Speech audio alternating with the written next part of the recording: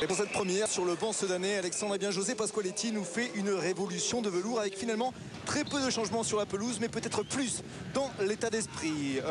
Une entame de rencontre plutôt à l'avantage des Sedanais, avec bien sûr toujours les coups de pied arrêtés de Nadir Bellal. Cette fois c'est sauvé devant sa ligne par Emers Faé, mais là eh bien on sent Georgeo assez tendu. Je vais vous parler des coups de pied arrêtés. Regardez, une nouvelle fois Nadir Bellal dépose ce ballon sur la tête de Mansour Boutabou qui ne peut cadrer, mais le début de cette rencontre est vraiment à l'avantage de ces Sedanais, des Sedanais vraiment bien plus volontaires et qui vont profiter de cette erreur de la défense nantaise pour adresser une première frappe et venir inquiéter le jeune gardien Vincent Briand. C'est l'ancien nantais Grégory Pujol qui avait joué un mauvais tour à son pote Loïc Guillon, titulaire ce soir à la place de Mauro Cheto, blessé, pour venir donc placer cette première frappe.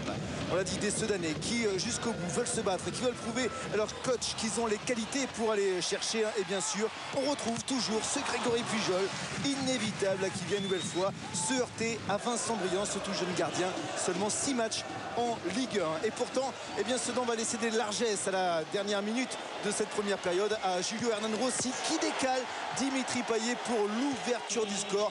Une action limpide de Sédantais là qui eh bien bonifie, qui conclut la seule véritable occasion en test de cette première période avec le 3e but de la saison pour ce tout jeune Dimitri Payet. Il faut dire que Sedan une nouvelle fois va comme d'habitude concéder l'ouverture du score à son adversaire du jour. Alors la deuxième période, on va voir comme c'est habituel au stade Louis Dugauguez, des Sedanais aller chercher jusqu'au bout l'égalisation, aller chercher, eh bien il pousse et on va voir notamment cette tête de Mansour Boutabou la captée sans problème par Vincent Briand. Alors du coup on s'expose évidemment côté ardennais, on s'expose au contre nantais. Cette fois c'est Willemson qui va s'infiltrer dans la surface de réparation, mais là aussi il se heurte à Patrick Regnault.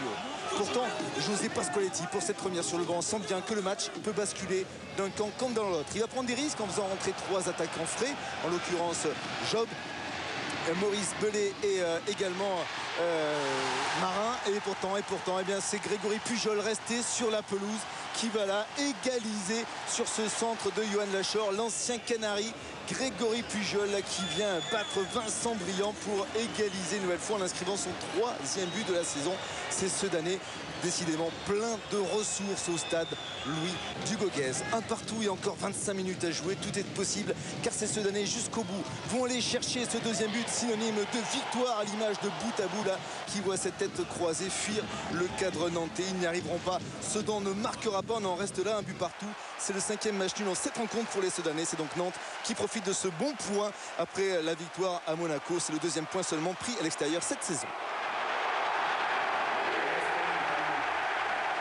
Il a raison, Lilian Gatoun. Ce sont bien les Nantais qui profitent de ce point du match nul et Grégory Pujol qui retrouve ses anciens coéquipiers avec son maillot rouge, le Sedanais, dans le vestiaire jaune. Lui qui était Nantais avant et qui retrouve donc ses anciens coéquipiers. En parlant de Sedan d'ailleurs, à noter